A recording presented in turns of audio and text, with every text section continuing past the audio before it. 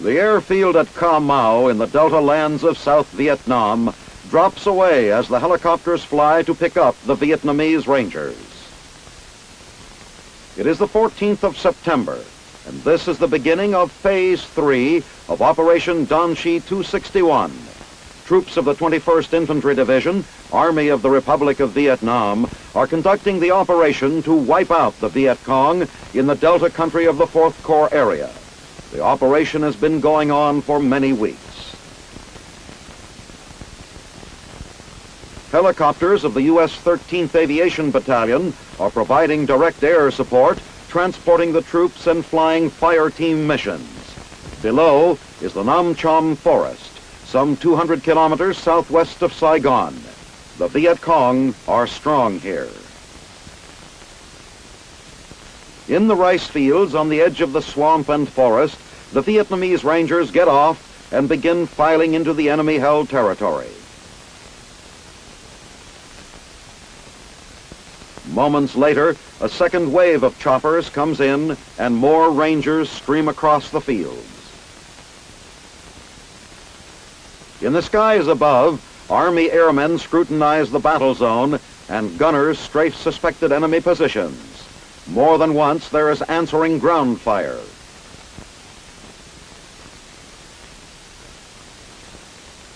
Over the swampy Ca Mau River, one of the gunships locates a Viet Cong sampan.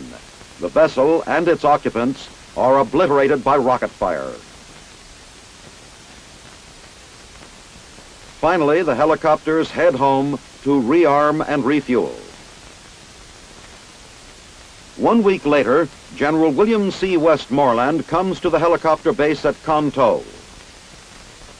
On this occasion, at the battalion's headquarters 180 kilometers southwest of Saigon, the commanding general of U.S. forces in Vietnam is to present the Valorous Unit Award to the 13th Aviation Battalion, which is supporting the Vietnamese Rangers in Operation Don Chi. Already the most decorated American aviation battalion in Vietnam, the 13th receives a new streamer for the battalion flag. The citation is awarded for, quote, extraordinary heroism and professional skill in support of the 21st Division, Army of the Republic of Vietnam, on April 4, 5, and 6, 1965, unquote. The unit's commander, Colonel Jack T. Dempsey, receives the document on behalf of the battalion. Following the presentation, the men of the 13th, the only American Army combat unit in the Delta region, hear a personal commendation for their numerous outstanding combat missions performed in support of the Vietnamese 4th Corps Army Rangers. Then, General Westmoreland bids them continued success. Phase 4 of Operation Don Chi 261 gets underway on 24 September as the Arvin 41st and 42nd Ranger Battalions resume their counterinsurgency campaign in the Delta. At the Ca Mau airstrip, the U.S. helicopters are loaded and boarded by the Vietnamese troops. Soon, the friendly forces are airborne toward their objective in the swamps 20 kilometers south of Ca Mau. Gunships lay down suppressing fire along the perimeter of the basic objective. In the region below, the Viet Cong have established training and staging areas. Reports indicate a concentration of the enemy in this sector. Rangers of the 41st Battalion are delivered to the landing zone and immediately strike out for the presumed enemy positions in the swamps ahead. With armed helicopter support overhead, the Arvin troops advance with confidence. The Rangers of the 41st Battalion sweep into the swamp in two converging forces. Helicopters block the enemy exodus.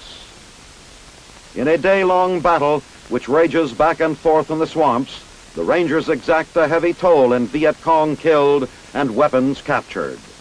Armed helicopters accounted for still more of the enemy dead.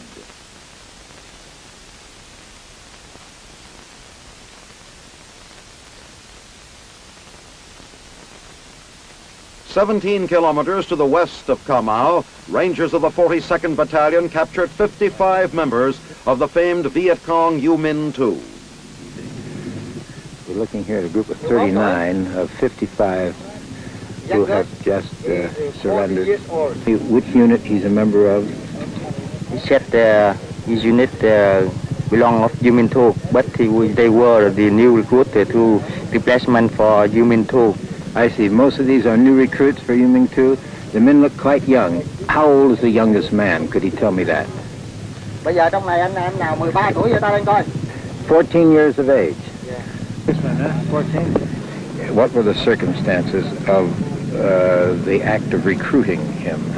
Việt Cộng nó lại nó rủ em đi theo lính Việt Cộng đó, nó nói em sao, nó dụ dỗ tuyên truyền em thế nào mà em đi đó. Rồi kêu bao lần lợi em đi chở em đi. He recruit him by capture. How long have they been in the service of the Viet Cong? Mấy anh em đó bị Việt Cộng nó đưa vô đơn vị này bao lâu rồi? 7 bữa. 7 days. I see. How long was the training scheduled to be? More than 1 week? More than 1 week, but he does not know sure how long. Almost every one of them raised their hand when they asked to have been in 7 days. These are brand new recruits ranging from 14 years of age. And what is the age of the eldest recruit? 37. Meanwhile, Rangers of the 41st Battalion are picked up and flown back to Ca Mau. After fighting a pitched battle with the communist enemy all day long, the Rangers will rest tonight and return to the Delta battlefield tomorrow. Brigadier General Nguyen Phan Minh, commanding general of the ARVN 21st Division, says, quote, "This is but part of a continuing operation, and we intend to keep the pressure on," unquote. The general also revealed that the number of Viet Cong defecting to the key government each month is on the increase. For this day, there's victory in the Delta.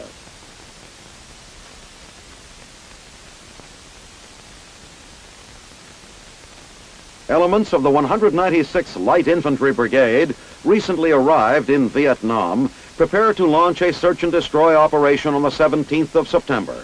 This is one of the first sweeps to be carried out by the troops of this brigade.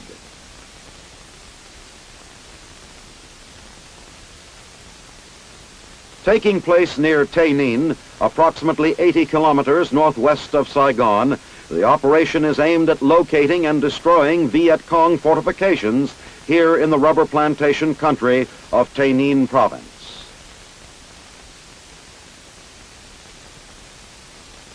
According to intelligence reports, there are supposed to be a number of VC positions in the surrounding area.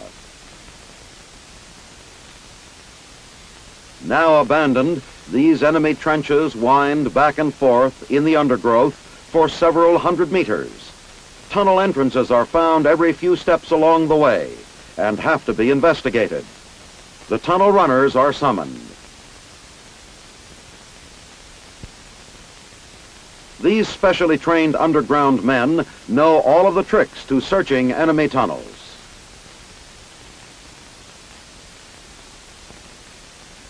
They reappear in short order. A discarded submachine gun clip and some Viet Cong propaganda literature are all that remains in the tunnel complex. These items quickly brought out by the tunnel runners. It is the first time these troopers have seen such enemy propaganda material. Unit commanders order the tunnel complex destroyed so the Viet Cong will not be able to use these facilities again in the future. The men take cover and the diggings are blasted. Following the incident of the trenches and tunnels, the infantrymen move on until they reach an open field. Here, they are fired upon by snipers.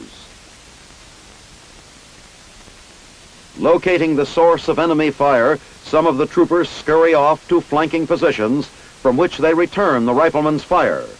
The sniping stops. It is discovered that the Viet Cong sniper has been killed. The dead enemy is the first confirmed kill for the 196 here in Vietnam. Then the men move out and the operation goes on.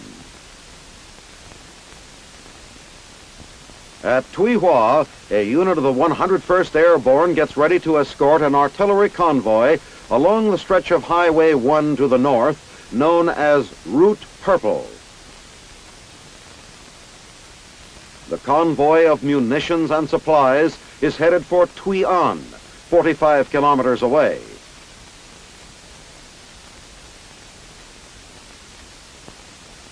As soon as they pull out, the men are on constant alert for any sign of trouble.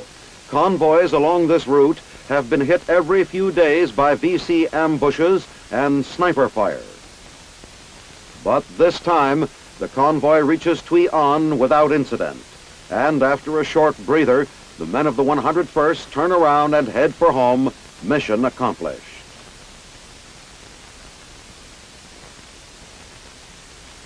In another operation, an engineer mine detecting platoon of the 101st cautiously sweeps the same area. Carefully, a suspected area is dug up, but it turns out to be a false alarm. And the column moves on. This time, however, it's for real. A charge is placed atop the mine, the fuse set, and the area cleared of personnel. The charge is detonated. Further on, as the engineers link up with a convoy of trucks waiting a clearance, snipers open up with automatic weapons. Anti-tank and artillery support from the rear is immediately called in.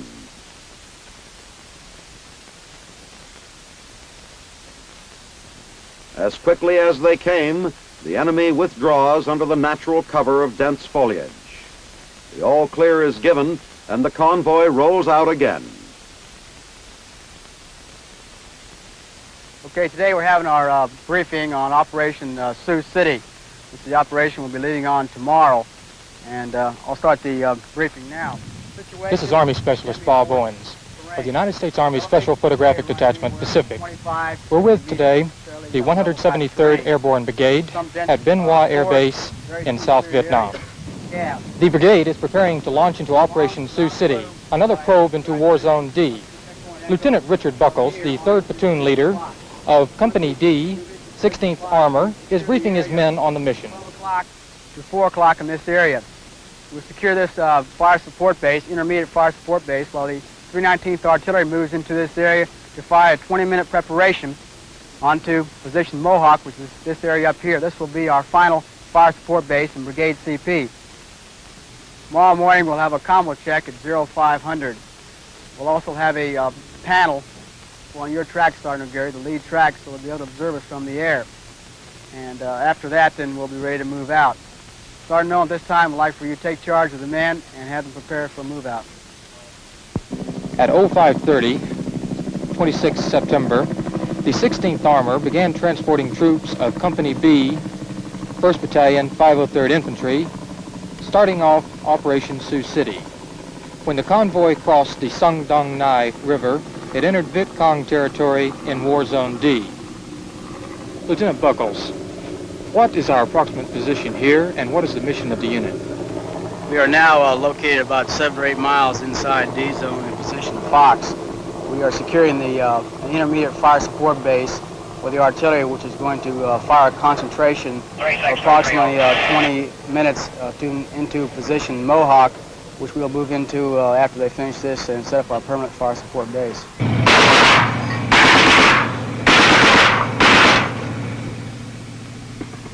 As it prepares to move out from checkpoint Fox, the convoy comes under sniper fire. This is answered immediately. Afterwards, the APCs turn their big 50s on the heavily mined road ahead, blowing a path through them, and the convoy moves on. 7 September. It's moving in week for the main body of nearly 4,000 troops of the 11th Armored Cavalry Regiment, arriving at Bien Hoa Airfield.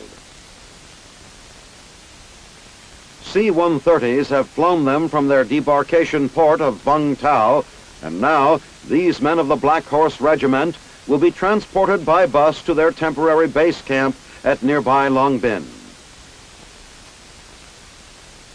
At the base camp, the new arrivals join the 400-man advance party and move into their tent city. Refreshments are the first order of the day, served refreshingly by a young lady from the Red Cross. Another welcoming touch is provided by the Red Cross as the young lady collects messages to be sent via Mars to relatives back home. Now the new arrivals get to work. Under the protection of armed security guards, a detail fills sandbags for area fortifications. Others emplace the sandbags around newly built bunkers. A converted oil truck provides the essential water supply for the camp. Chow is a welcome break in the work routine. Compliments of the mess sergeant. The new arrivals are kept on their toes by alert drills. The men climb aboard their personnel carrier. The gunner stands ready and alert, and the APC pulls out.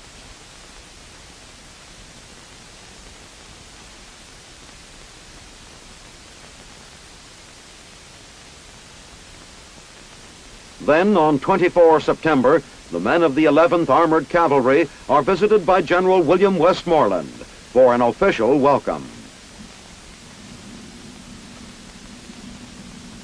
Colonel Cobb, officers and men of the Black Horse Regiment. This is the first time that the 11th Cavalry has been in Southeast Asia since 1901. 65 years ago, your regiment was in the Philippines, involved in the Philippine insurrection. In 1916, you were involved in the war with Mexico, chasing Pancho Villa. World War II, 11th Cavalry served with distinction, having spawned 3 organizations that fought during that war. It's now my great pleasure to welcome the famous Black Horse Regiment, the 11th Armored Cavalry, to Southeast Asia, here in Vietnam. Dong Ba Tien, not far from Cam Ranh Bay, is the site of Camp B-51. This is one of the many Special Forces camps set up to train Vietnamese for the civilian irregular defense forces. The classes are taught by Vietnamese regulars, but men of the 5th Special Forces are always on hand to evaluate the instruction.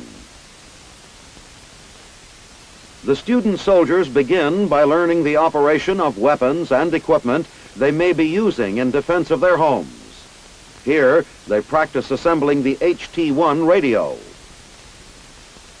Weaponry training at the school puts heavy stress on the hand grenade. At the nearby range, the men get plenty of experience in the technique of hurling a grenade for maximum distance and accuracy.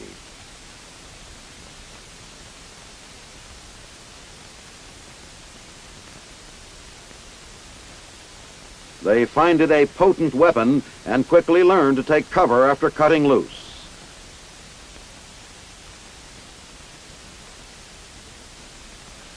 At the rifle range, the students get familiar with a variety of light weapons, such as the BAR, under the watchful eye of Special Forces advisors. The men come from all parts of Vietnam and will return to their villages when the 4-week course is completed. Hand-to-hand combat techniques are an essential part of the training. The men are not only taught to fight, but also how to fall without injury or loss of control. These men were chosen for training because they are already leaders in their villages and will be better able to pass on their knowledge to others. In the last phase of training, the students begin field exercises. The purpose of this river crossing is to teach them how to keep their weapons and clothes secure in their ponchos. Starting to look like veterans, the men learn to camouflage themselves for a simulated ambush against aggressor forces. When these Vietnamese return to their villages, the VC may be in for a surprise. On 15 September, the initial elements of the 1st Philippine Civic Action Battalion arrive at Tay Ninh Airfield, 130 kilometers northwest of Saigon. A Vietnamese Army band strikes up a welcome as the men march from their C-130s to a nearby reception area. On hand for the occasion is General William C. Westmoreland, accompanied by city and province officials who will work with the unit. The 2,000-man battalion will be concerned exclusively with civic action projects throughout Tay Ninh province. A crowd of girls waits to shower the troops with garlands of flowers in a traditional Vietnamese welcome. Battalion Commander General Gandencios Tobkas is among the first to be honored.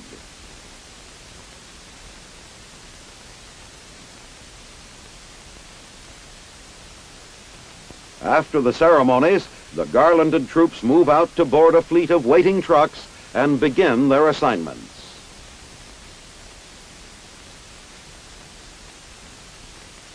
On 28 September, as pastoral Nuremberg passes below, a train crowded with German and American troops is on its way to a NATO sports fest. In this realistic exercise, a plane plummets into it, exploding the engine and the first two cars. A Bundesbahn watchman puts in the alarm, and Operation Simcow 66 begins.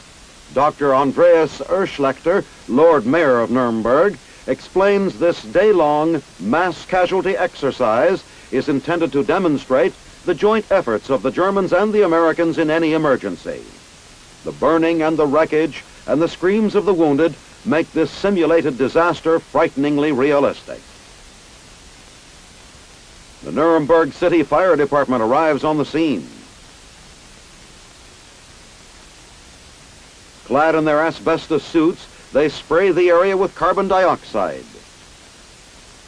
As soon as the call is received reporting the time, place, and type of incident, medical personnel, ambulances, and every available piece of emergency equipment is rushed to the scene by city hospitals of Nuremberg and Fürth, by the U.S. Army's 20th Station Hospital, and the Bavarian Red Cross. The massive job of treating the more than 150 casualties begins. Everything that can be done is done for the injured before they are evacuated to these rear areas, which at this very moment are setting up to receive them. Father John Mellon of Brooklyn, New York, offers comfort wherever he can.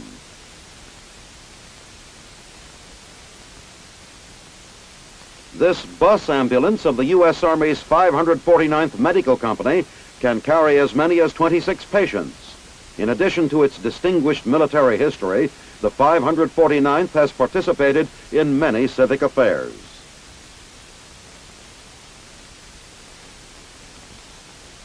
All told, over 100 vehicles are involved in Operation Simcow 66. Anyone, anytime, anywhere. This is the motto of the 421st Air Ambulance Company, which provided coverage by flying in supplies and equipment and evacuating 24 of the most critically injured. Within 90 minutes after it was sounded into being, Operation Simcow 66 is completed, showing to the world that both nations stand side by side and ready 24 hours a day to extend themselves in the event of an actual mass casualty. Cap-Thieu, France. This quiet town, like others throughout France, is destined to know an even greater quiet as a direct result of France's new foreign policy. U.S. installations are being closed. At the Cap-Thieu ammunition depot, a handful of Americans remain to load ammunition from storage igloos onto trucks for transfer to installations elsewhere.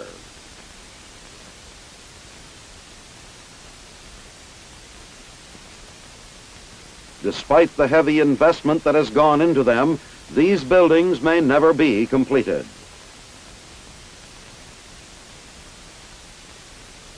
The last truck convoy moves out, leaving Cap Thieu Depot to history. At Bracon, the story is the same. Warehouses are emptied of their supplies.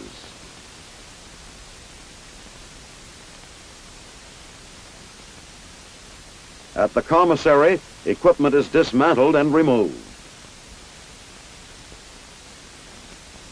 Heavier materials such as tank transmissions or jeeps are loaded onto flat cars. The loaded trains head east.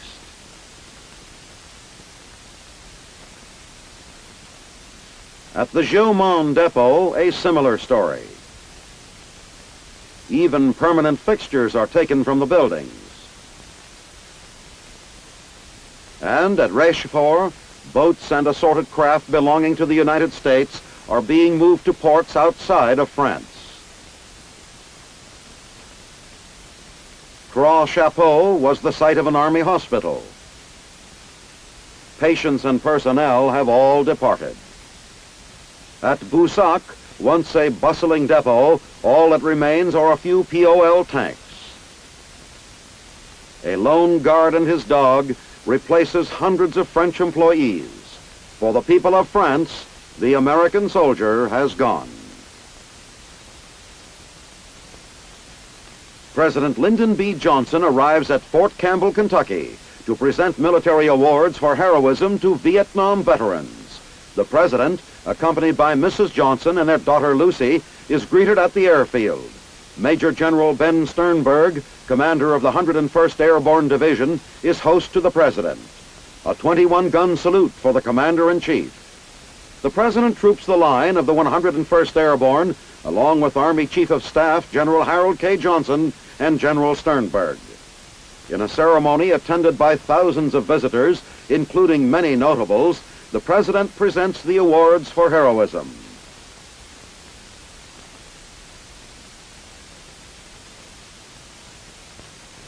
The president then witnesses a demonstration by the men of the 101st. The show includes a demonstration of airborne firepower as part of an air assault under simulated battle conditions.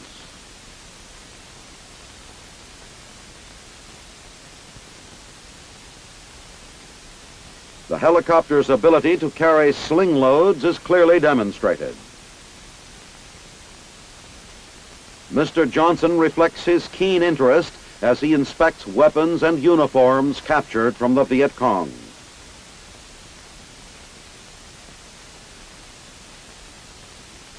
The highlight of the day is the president's speech to the assembled throng. I speak to you now as the Commander-in-Chief of the best military force our nation has ever placed on the field of battle. 300,000 young Americans, better trained, better equipped, better supported than any who have borne our colors of the past, are now engaged in combat in faraway Vietnam. Great fighting units have been writing military history out there as they did a generation ago in Europe and the Pacific. The 1st Infantry Division, the Big Red One, the 1st Air Cavalry, the 25th Infantry Division, the 173rd Airborne Brigade, and the 101st Airborne Division. Never have the people of this country had more justification for pride, nor more reason to be grateful than they have today because of men like you. So, honored and respected men of the 101st, we have come here today to salute you. May we prove worthy of the honor that you and your comrades in arms are bringing to this great land of ours. God protect you. Thank you very much.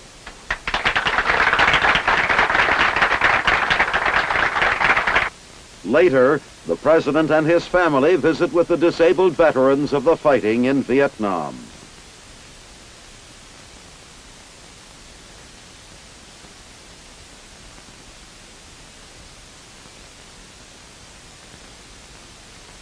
LBJ enjoys his piece of cake as he chats with soldiers and other dignitaries.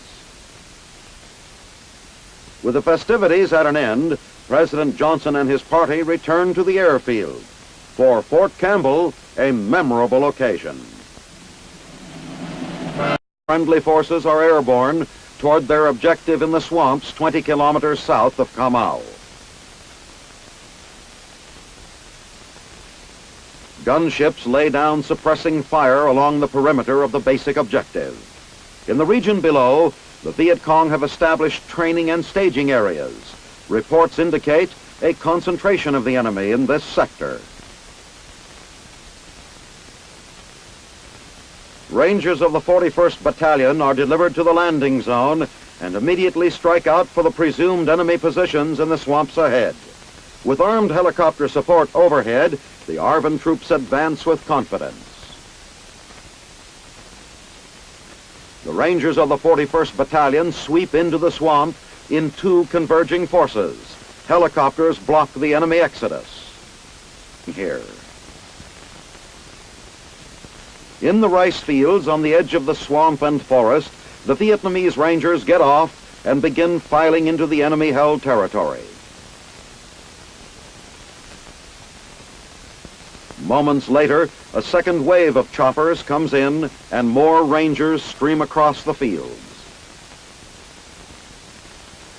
In the skies above, Army airmen scrutinize the battle zone and gunners strafe suspected enemy positions.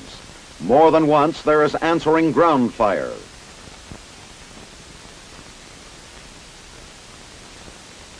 Over the swampy Kamau River, one of the gunships locates a Viet Cong sampan. The vessel and its occupants are obliterated by rocket fire. 65, unquote. The unit's commander, Colonel Jack T. Dempsey, receives the document on behalf of the battalion.